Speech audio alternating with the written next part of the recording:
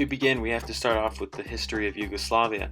The history of Yugoslavia was quite self-explanatory. All these countries came together to form a better country, to move better economically and many reasons alone. And while they were together, they did not have many problems as nationalism was kind of not allowed, but they kind of prospered. They did well and they did fine.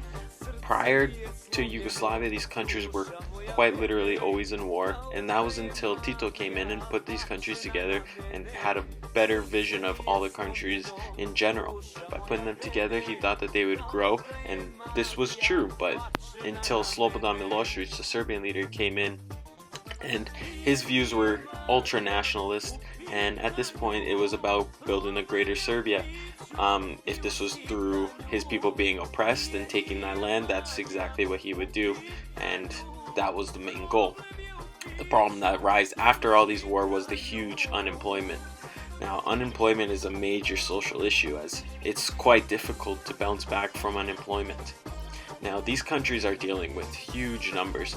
This is just a picture of the Serbian-controlled territories while during the war.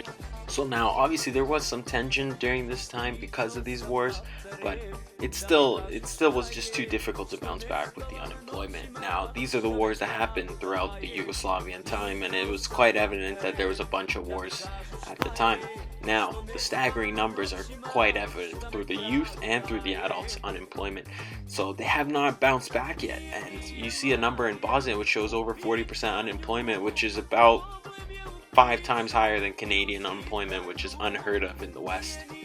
Now, what does it all mean?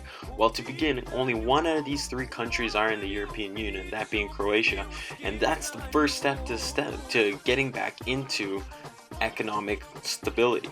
Now, the European Union offers that, and without the European Union, these countries are simply stuck at rebuilding at their own pace and going from there.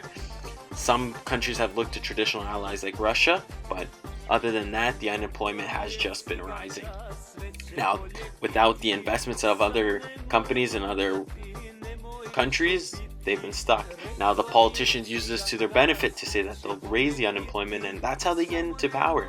And eventually they promise a higher economy and growing in stability. Is that true? Not quite, as the numbers are still huge. Now, these people are still kind of stuck in their, poverty lifestyle. Although it's not poverty like we see, but it's still quite a lifestyle that you would not want to be living. Now, the only way these countries can stick together would be joining the European Union and basically having that unity that they once had.